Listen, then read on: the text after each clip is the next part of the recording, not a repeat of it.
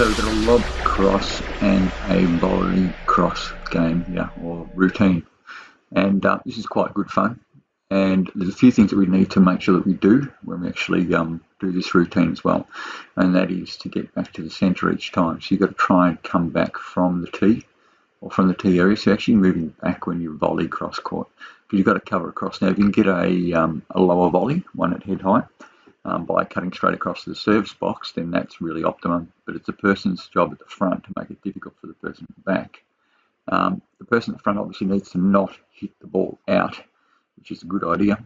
And secondly, they need to actually try and make it difficult by getting the side wall. So it's not as easy as it sounds, because a lot of these balls sort of clink up a little bit and they're a little bit awkward because they almost hit a nick and they die really quick and so on. So you can't always get under them. So if you sort of slash your racket at it to try and get it high on the second bounce, you see that one was a little bit short, so it made it a little bit easier.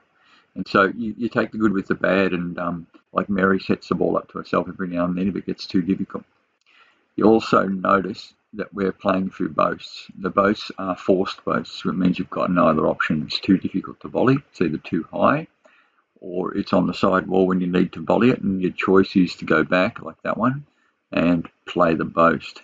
So that becomes like the logical thing to do. So the person at the front, their aim is to make you boast, as in to force you to boast, if they can get that happening, or to force an error is the second point of it, which would be the way to go.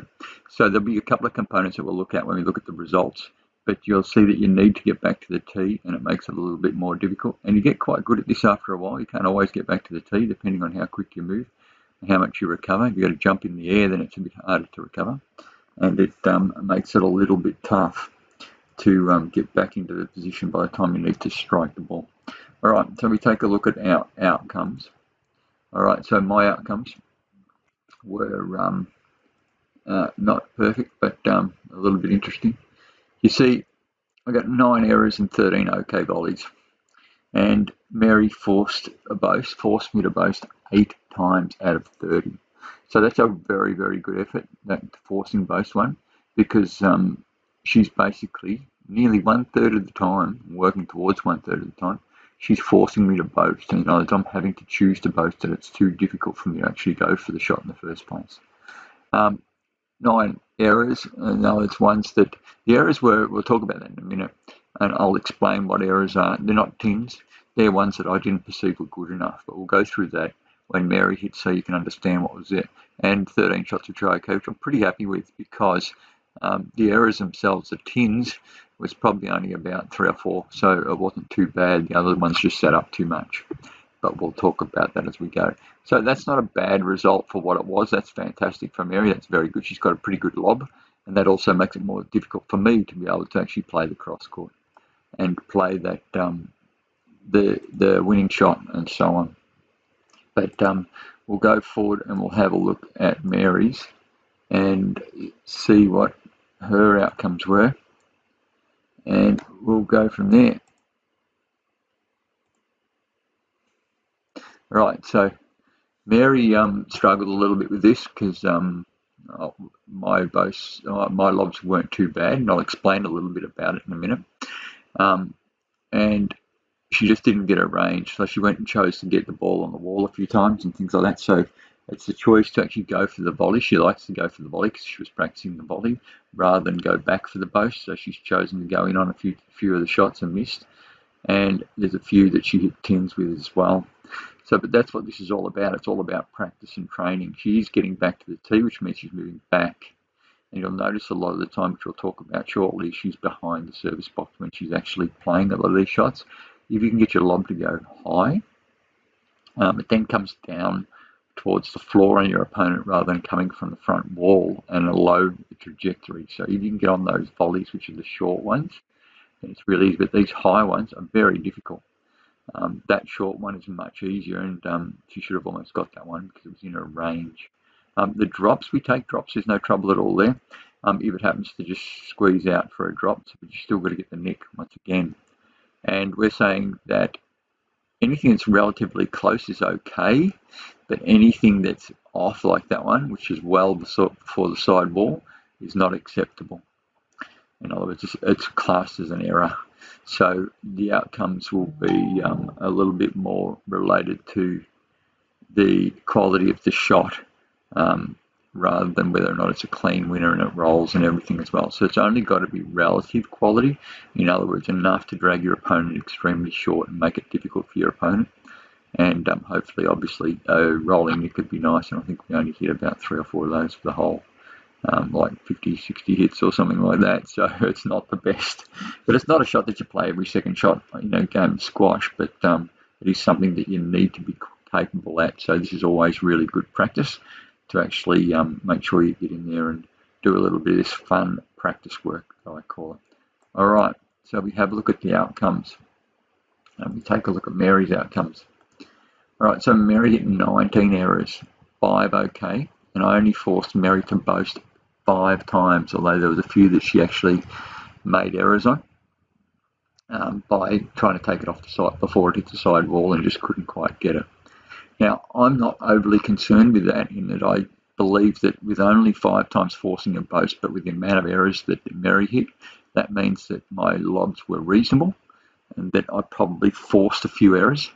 And we'll talk about that just now, about how we force errors. Mary shouldn't be happy with that too much because she should have got a lot more in, as in better outcomes. And 5 okay shots, she would have been hoping to do a little bit better than that, I would suggest.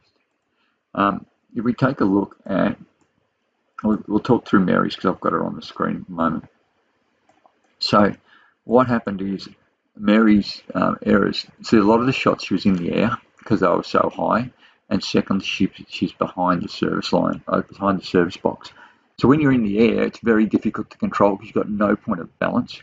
So if we look at these errors, these are all the ones she made errors on. Once again, she's in the air and she's at the back of the service box. This one, she's behind the service box once again. This is just before she strikes the ball. And this one, she's at the back of the service box, but she should have possibly got that one in. This is in every one of them, but I'm just showing you a lot of them. So if you are behind the service box in the air, it's an extremely difficult place to hit nicks from. So the quality of lob doesn't necessarily have to be on the sidewall, and it's really tough if you're playing with the sidewall, as in the outer court line. So you just got to make sure that you get them in, and I'd rather lob really high in the middle of the court, so the ball's at the back of the service box, which takes out a shot like a cross-court overhead volley nick. And therefore you take the front position and it's all cool and there's no trouble, and they've still got to land. Remember, they've got to land. If you can get their feet off the ground, as far as I'm concerned, that is a win. It really makes a difference. All right, so then if we go and have a look at mine just quickly, we're going to talk about the winning good shots. I like to talk about good stuff in mine, you see. But you see how Mary's lob there is only around about head height. So these were winners, these ones. So these shots here, they just went in, and you'll see that they go in reasonable. It's not perfect, but I'm calling that okay, by the way.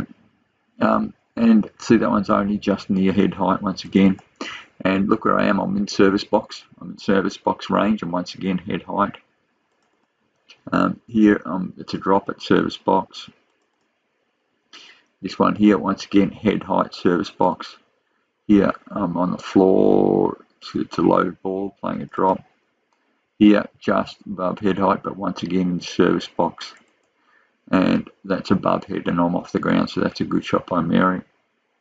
So these are all the ones that I got in that were good shots. Once again, I'm at service box. So I'm being able to cut them off. So Mary's lob is not quite deep enough in these ones that I'm getting okay results from. Once again, head height. And this one is starting to get towards the back of the service box. And this one, once again, is only head height or thereabouts, really comfortable sort of area, and not behind the service box. Once again, mid-service box. So Mary's lobs need to be higher, and that's an area where if I'm going to get anything around about mid-service box, I'm quite capable. So what you can do is you can work out from this sort of an exercise just where you're capable and where you're not. So where you should and shouldn't be going for shots from. So if we look at anything near half service box, anywhere before this back line, then it's reasonable to assess, or in front of that line, that you should and can go for the cross-court volley nick. Anything behind this line, I would suggest there is no way you should be going for a volley cross-court nick.